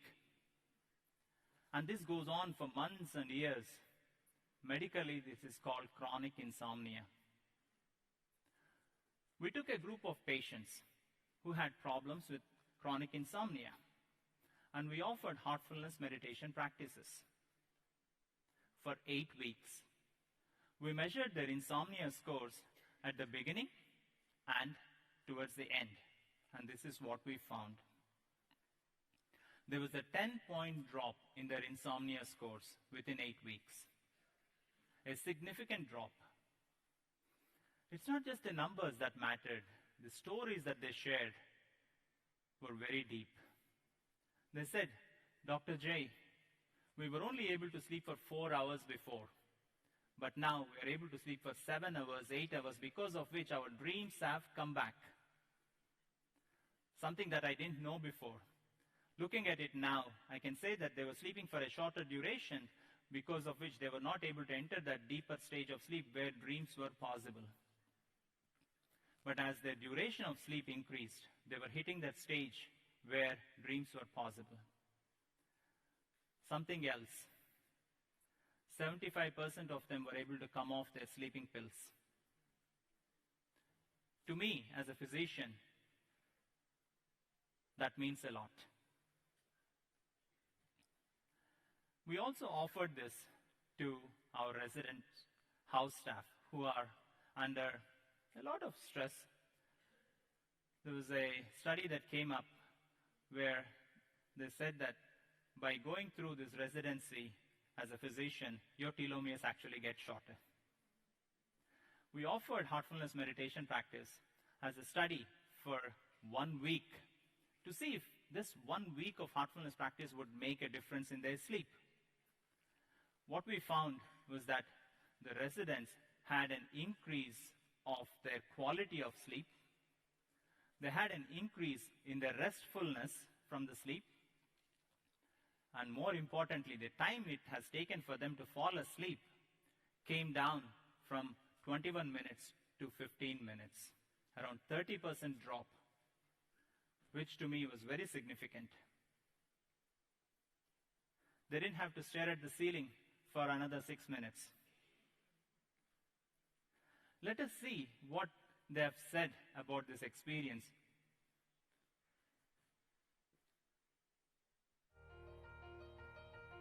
So my experience with the Heartfulness meditation was amazing. So from the get-go, I was pretty much skeptical. The week of meditation with the whole project was amazing. I found myself to be more focused. After the whole meditation session, I found that I was sleeping better, I was falling asleep much easier, and just my whole quality of sleeping was much improved compared to, my normal sleeping habits. I used to wake up more refreshed, and I just found myself to be more focused throughout the day. I'd never tried meditation before. When I went through this week of meditation, that I guess it showed me how valuable that it would be for me, what a difference 15 minutes could make in our day, of how you felt like everything was going to be okay then, that like you had the energy, you had that bandwidth to really get back in, okay, now I'm going to go the rest of the day. I've never had any experience with meditation previously, and as someone who considers themselves to be fairly educated, I was somewhat skeptical. But I had a great experience and I just wanted to tell you about it. So I did Heartfulness meditation for 1 week. I felt extraordinary peace and just so relaxed, and all the stress of residency was alleviated. I slept better at night. I often wake up in the middle of the night at least 2 or 3 times, and those nights I wasn't waking up at all for 2 or 3 months. I can't speak highly enough of the Heartfulness meditation.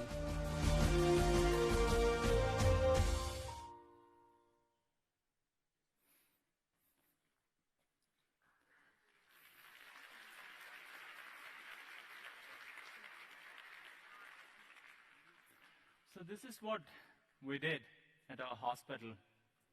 We have weekly meditation sessions going on in our hospital, to an extent that they've created a number where people can call in from anywhere and they connect to my phone.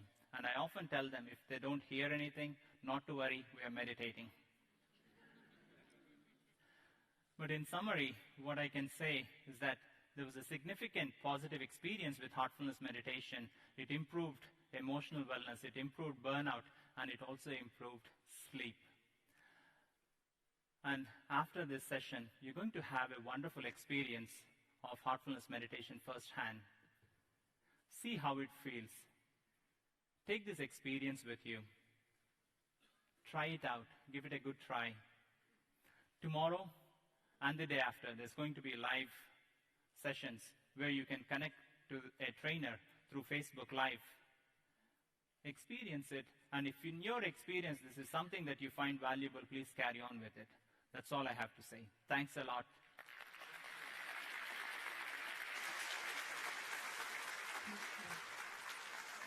Thank you, Dr. Jay, for sharing us your insights on your research and the benefits of Heartfulness meditation. And now we move to the experiential part of this day's session. This Dhyanotsav event, we're going to experience Heartfulness meditation, why we all came here today. So what I'm going to be doing is just guiding you through a very simple guided relaxation, and then we'll have a silent meditation. So before we get into it, while we're shuffling around, let's just make sure our phones are switched off. And now the unique element of Heartfulness is that we're going to bring our attention to the heart.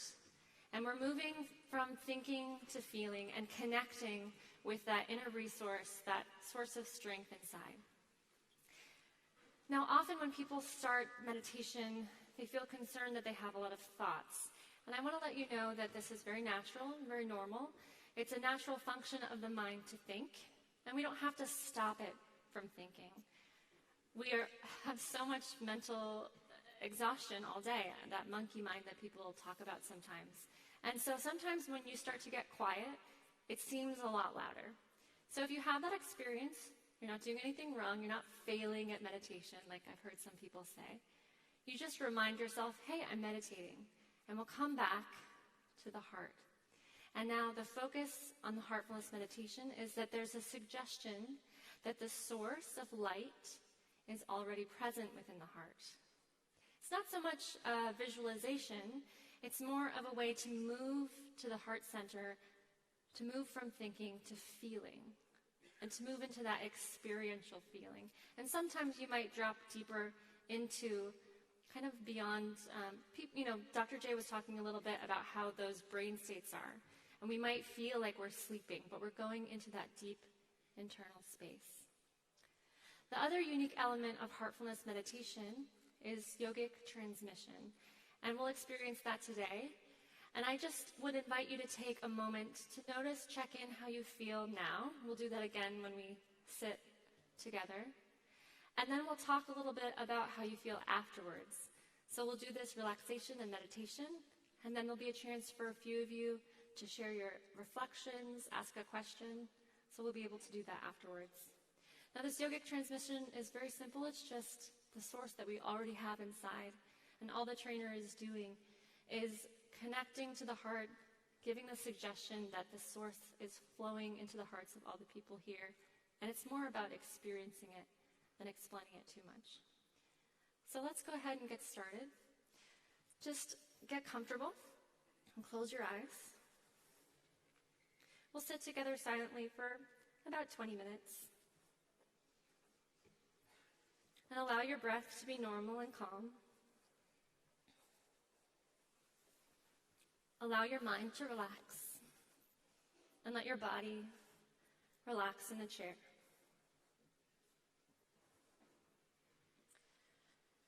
Whatever you hear around you, whatever you may notice, just bring your attention within.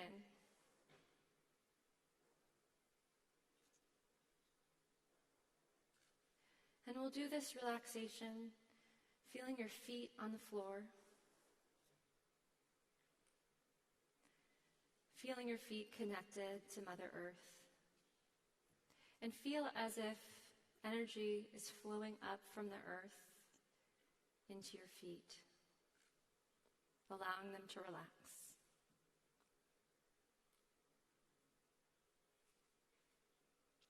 And feel that energy, that relaxing energy, flow up into your thighs and your calves, relaxing all the muscles in your legs.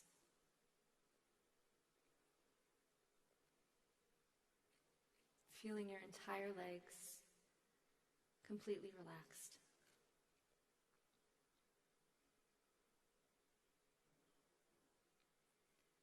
Relax your hips and soften your stomach muscles.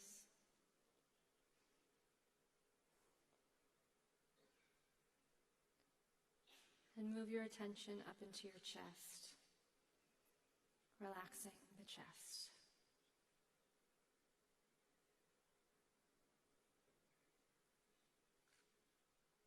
And slowly move your attention to your back,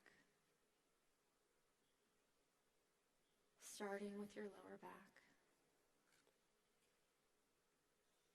Relaxing each muscle, moving all the way up the spine to the upper back.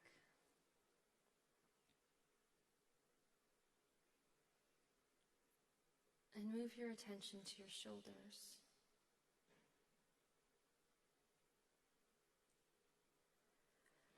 Relaxing the shoulders, feeling as if they're simply melting away.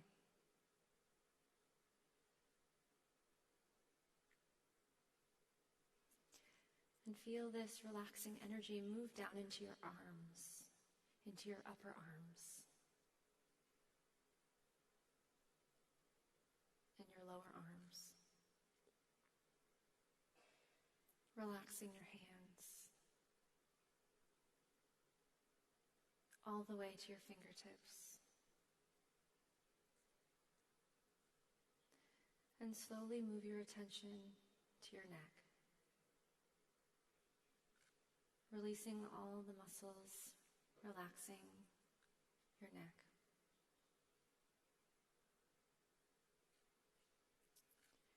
And move your attention to your face. And relax each part of your face. Your jaw, your mouth, nose, ears,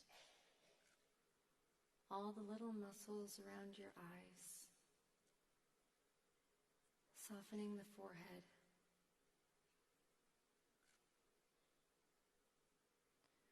all the way to the top of your head.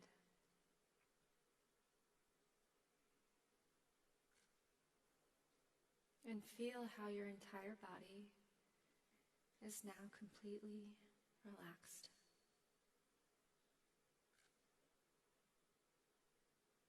And take a moment, in this moment, to notice how you feel. And we'll do the same at the end of the meditation. Now that we've relaxed our bodies, let's move into the meditation by bringing our focus to the area of the heart. And we give the suggestion that the source of light is already present within the heart. And we settle there. It's not an act of concentration. There should be no force. Just gently, receptively, delve inside.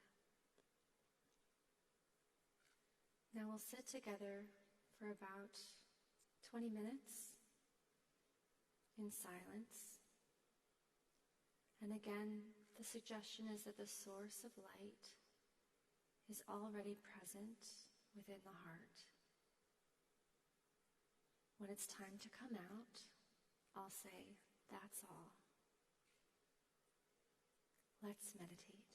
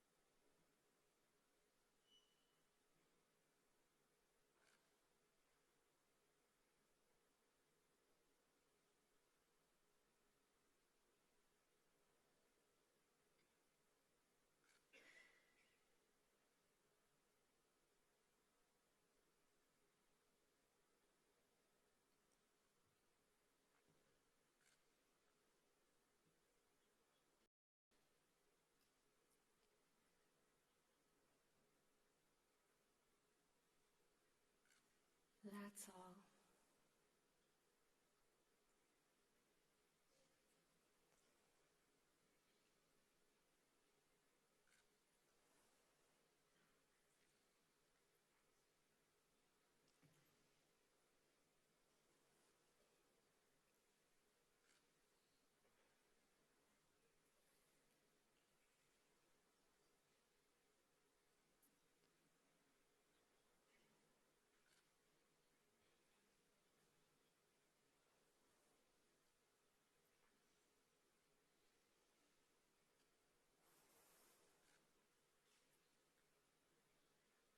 And as we come back, just take a moment, irrespective of what happened during the meditation. Introspect and notice how you feel now that it's complete.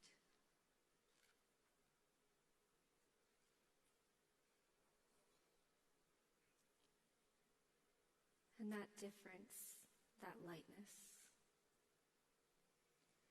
gently allow it to expand into the rest of your day.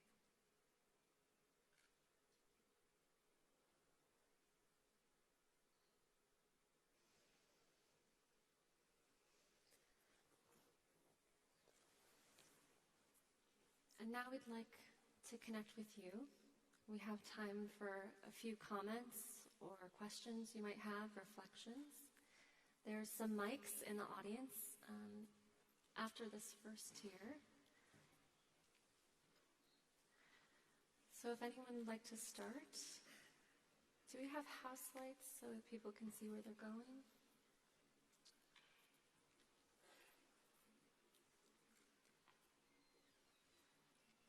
Can we put the house lights up?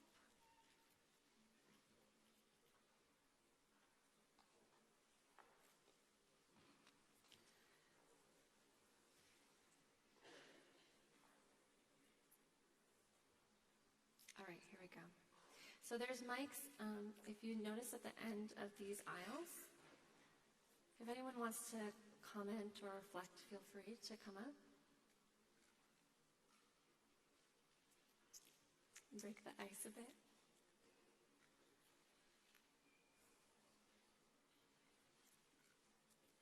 I know often what happens is people feel like they get pulled out because of a phone ringing or the rustling around them.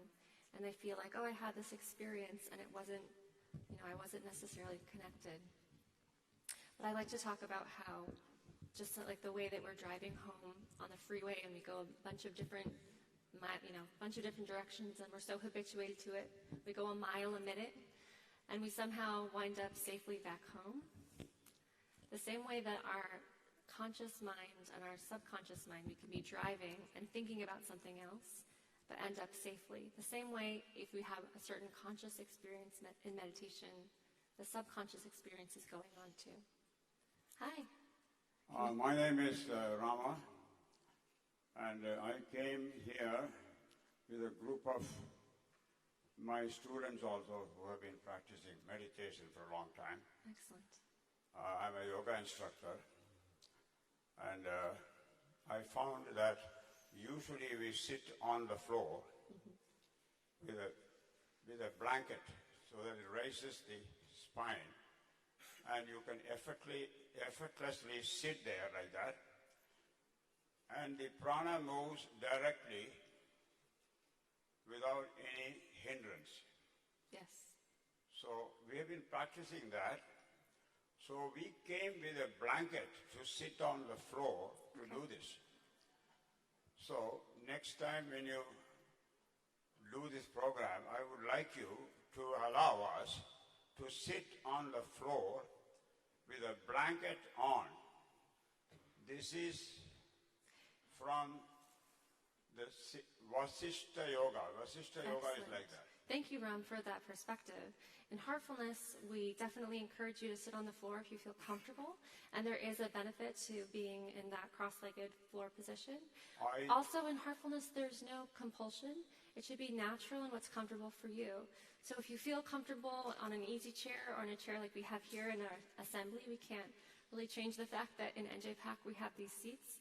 You just sit where it's comfortable. If you need to adjust your body, you adjust your body. But it should be natural and easy and allow it to be comfortable like that. Thank you, Ram, for your insight, and we're so glad that we came say today. one more word? Yes. See, I am trained to sit straight up, not on an easy chair, Yes. which is a very uneasy position.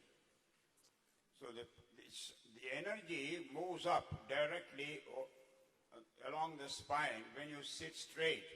And that is why you have to use a blanket. Those who have difficulty with their knees. It helps just kind of raise you up a little bit. Yeah. You're right, that's a very effective position. And we don't focus too much on posture.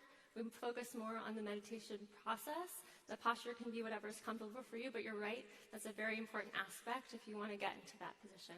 So we're going to move on to the next question. Who's behind you here? I'm still insisting that the posture has to be right. You're right. Then only you are comfortable and happy. Otherwise, you'll be uncomfortable. Thank you so much, Ram. Thank you. So let's all take that into integration, and whatever works for you, if you want to give it a try and see what the difference is from a chair to the floor. Go ahead. Hi, my name is Aneka. An overall comment. Just the overall sessions from beginning to end. It was a reminder of what it's like to be a human being again, from seeing the kids, being able to distinguish the colors from just perceiving it. It was just grounding me and a reminder of this is what it's supposed to be a human being. So I just want to thank you guys for creating this event to remind us of what it's supposed to be like. So thank you. Thank you, Anika, for coming.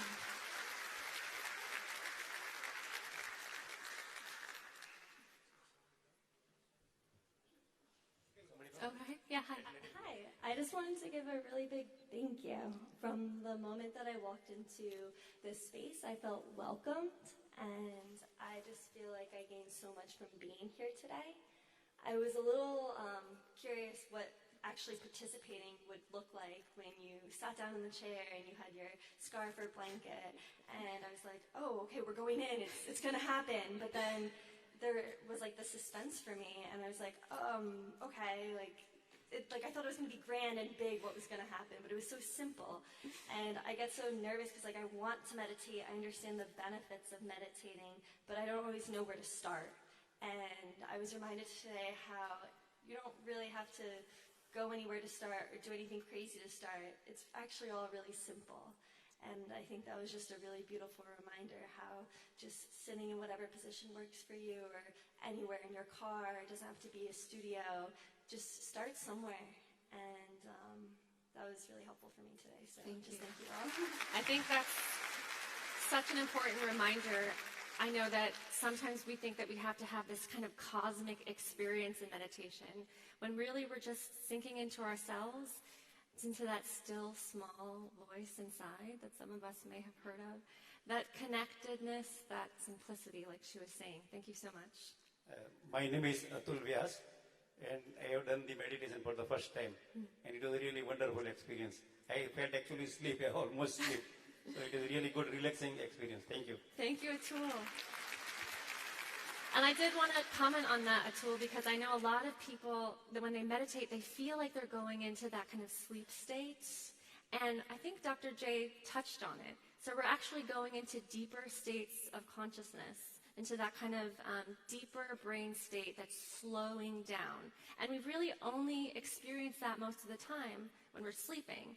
But as he was saying, we can get into that very quickly when we're meditating. So Atul, maybe you were not sleeping, you were just going into a deeper meditative state.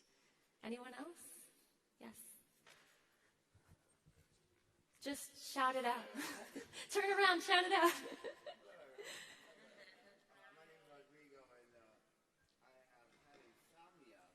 Oh, here. Mohan's coming, Rodrigo, with you, with a mic for you. Hello, everyone. My name is Rodrigo, and I've had insomnia for approximately 5 days because I have a little medical thing going. But just a little bit that I meditated, I have so much relief and just feel so much better just from that little moment that I had. And I started to talk like I was going down, and I started talking to my sort of kind of, but it just felt so good. And I'm going to practice this. It's a miracle what I'm seeing today. And just thank you for everything. Thank you. Thank you for everything. Enjoy. Hey, hello. I'm Srinivas. Hi, Srinivas. Hi. Thank you for a very wonderful session. Just had a question. Was there a connection between this one and the Brighter Minds Academy, or was it more for the children? Yeah, so Brighter Minds is unaffiliated with Heartfulness Institute. It's a separate entity, but they're kind of partnered in that the Heartfulness Meditation helps adults. And with children under the age of 15, the only real formal practice we have is what we experienced before the meditation, the Heartfulness relaxation, which is an element of the Brighter Minds program, but it gives them some more concrete tools to help with these stressors in our everyday life. So that's the difference, that Heartfulness meditation is for children 15 and adults over the age of 15, and Brighter Minds is for children between the ages of 5 and 15. Okay, thank you. I mean, I was just thinking that by doing this, they also kind of get to the lower, what do you call that, relaxed states. Yes. That help them in meditation. Definitely. So if you have children, this progressive relaxation that we just did, you can share it with them and then just end up in the heart. So with that, thank you so much for your reflections and comments. There's one more over here. We'll take one last one. Okay, my name is Nandini. My father's been practicing heartfulness for like more than 20 years, I guess. But every time he would ask me to start or practice, I would always have a suggestion that I don't have time, now I have kids, I'm too busy. I got into yoga. I think that when I started, I'm a yoga instructor, just like there's some Mr. Ram there.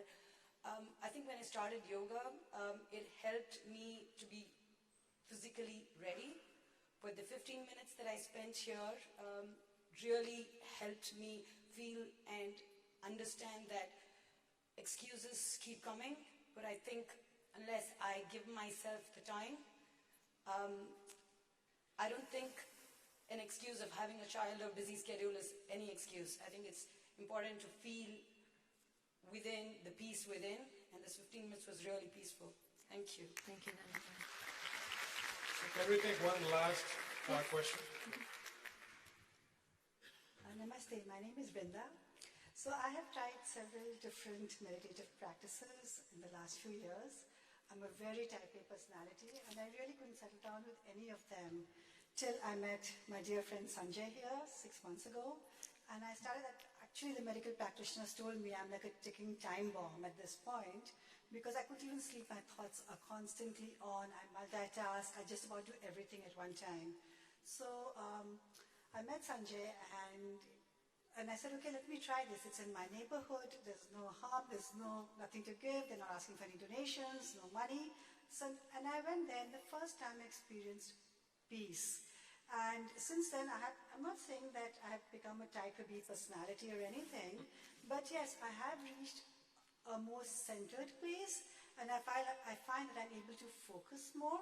And definitely amongst all the meditative practices, this has been the simplest. I love the simplicity of it, and it's just like the other lady said, you can just sit down and you connect to everybody's energy, and it has had the maximum impact, at least in my life. I hope it helps the rest of you too. Thank you. I can relate. It's been an exceedingly effective practice for my life, which is why I'm standing here today. And we want to help you continue this practice in your daily life or weekly life or whatever pace you want to set for yourself. And what we'd like you to do is reach inside your tote bags today and pull out the Heartfulness Magazine. And you open the first page, and on the inside left cover is information with how you can connect with a Heartfulness trainer near you. You can follow us on social media on Facebook, Instagram, Twitter for both New Jersey and New York, as well as check out our website, heartfulness.org. And we're also happy to have trainers come to your organization and conduct meditation sessions on an ongoing basis in your corporate or organizational office. Now, the other element to keep this momentum going, because we're talking so much about how yes, this is a one-off, but we want to enable you to integrate this practice for yourself. So we're going to have 2 days of live streaming We're going to start with tomorrow night, Sunday, and Monday night, the next day, at 7 p.m. And this live stream is available both on Facebook, if you go to the website facebook.com/heartfulnessnj, or on YouTube, youtube.com/c/heartfulness, and join us the next 2 nights for the live cast here. You can also meditate remotely on Hearts app. And Hearts app you can find on both Android and iOS. And you just download it and you sign into an account quickly, and then you're connected with a live trainer. I'll, as a trainer, go on the Hearts app, and it's similar to what we did here. It's just a chat function that's live with the trainer, and then they say, please start. And they, somewhere in the world, in India and France, here in the US, are conducting that transmission, and you experience those benefits. So with that, we'd like to segue to the next aspect of our, come on out, Omi. I need you out here. So I figured out that I'm actually a bright mind. You are. I realize that because I can close my eyes, and there's one thing that I can use my senses to know what that is, you know? I'll just smell my daughter's diaper, and I'll be like, there's poop in there. Yeah. And I'll be like, it's brown. So perceptive. Just a little bit of the... Yep, I know. It's amazing. But you know what, guys? I just, from the bottom of my heart, I wanted to thank you all for being here. Because this is a difficult time, you know? This is like I have to say, we live in the best country in the world, right?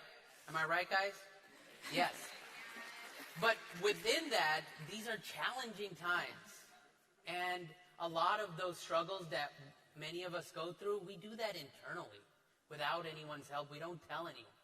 So I just want to do one thing. Will you guys take a look to your right and left and look who's next to you? Hey. Right? Take a look. And now, hear this fact. 1 out of 2 Americans today feels lonely. Yeah, let that sink in. Because it's either you or someone next to you is probably feeling lonely or will feel lonely. And loneliness is an epidemic. It's a crisis in our country. I mean, it's causing a lot of issues. Loneliness reduces lifespan by up to 15 years, like obesity or smoking 15 cigarettes a day. Yeah.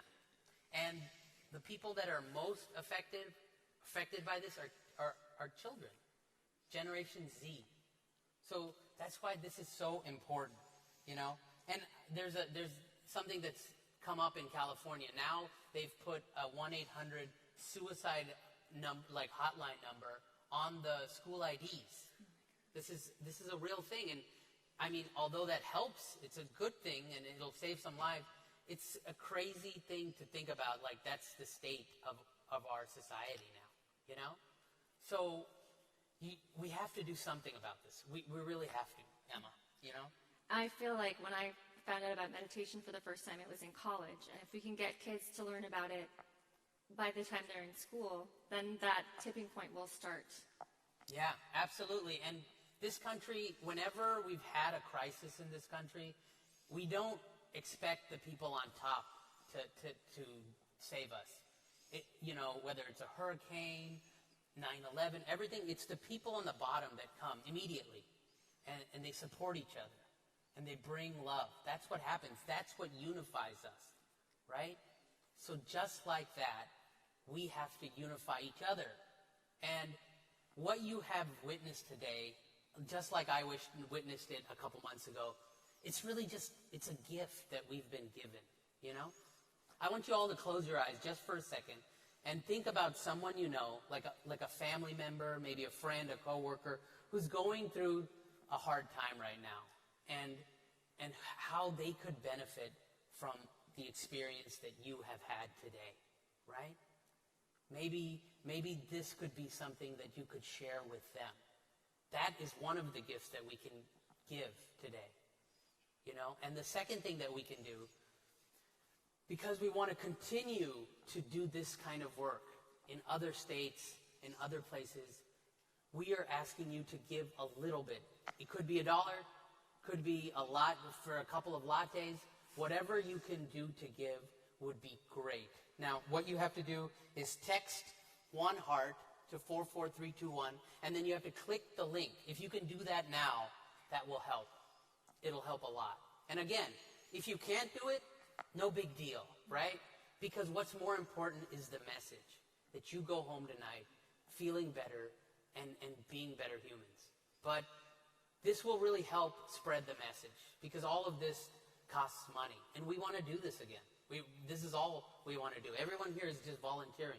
So it just goes into the facilities and making this happen. So go ahead and text one heart to 44321, and then they have Apple Pay, which is just quick, or... and you can do it now. This is the time where you can actually bring out your phones. yeah, you should bring out your phones. Yes, you're allowed to right now. And do it. It's no better than right now. Yeah, you'll say you'll do it later. It's right now. That's when it matters. And if you do it, I think they're going to put your name on the screen. Yeah, so a little bit of narcissism there. Insta-famous. But yeah, you can get your name up, and you know that you're being a part of something. Something that's really important. And that's what's... Oh, there we go. Here we go. There we go. I related to what you were saying in your speech, Omi, about how you were just so surprised that people were coming to you and not expecting anything from you. I remember, so my first Heartfulness trainer is here today, and he flew all the way out from LA. Prasad is over here in the corner. And I just remember driving down the freeway in Los Angeles and being like, Prasad, I need a sitting, and taking a meditation session with him and being like, do I owe you something? Like, can I pay you? But he was just a volunteer and gave me chai and connected with me, and we meditated, and I cried, and we meditated the next week, and I stopped crying eventually. And that's awesome. Yeah, I was doing an interview outside, and they were asking me, what's different about this organization? And I was saying, there's something about these people, and I don't know if it's the teaching that makes them that, but what I think it is, what I believe it is that this type of teaching, this type of learning, it draws certain people in. Yeah. And those are similar people, They have a higher consciousness. They're more well-balanced. Well, eventually. I mean, we're all raw materials. I guess I always like to think of myself as a positive person from the beginning, but I had a lot of anxiety and sadness and passive aggression. But you came I was not here. a good roommate. You came here, and I think you came here and you stuck with it, and I think those are the kind of people that I see, and that's really great. And they're all different shapes and sizes and classes and races. I really like that. That's what's really important. We're all bound by something that has nothing to do with our community or religion or anything. It just has to do with this feeling of wanting to better ourselves and everyone else. And I think that's why I'm standing here today. Because of the community, I was able to connect to people and be on a different wavelength with them that I was just kind of always seeking. Yeah, that's awesome, guys. So we just wanted to thank you. I think we have to get out of here soon, too, right? We have a few minutes. We got a few minutes, but we just want to thank you so much for everything, because it's a gift for me to be here to tell this message and to be with you all, All right. All right. Well, I'm really glad that you came on board, too. Thank you so much. And I'm so glad to hear from all of you who have had that experience, and those of you who didn't get a chance to speak to us today. Please share your experience with those of you that you thought about or other in your lives that could benefit from this. If you have any questions, feel free as you exit to look for people in the white Heartfulness lanyards. And we're so grateful for the contributions that you've made. And we trust you had an informative and inspiring experience. Thank you so much, and happy meditating. Thank you. Sorry, I cut it early, but that's okay, huh?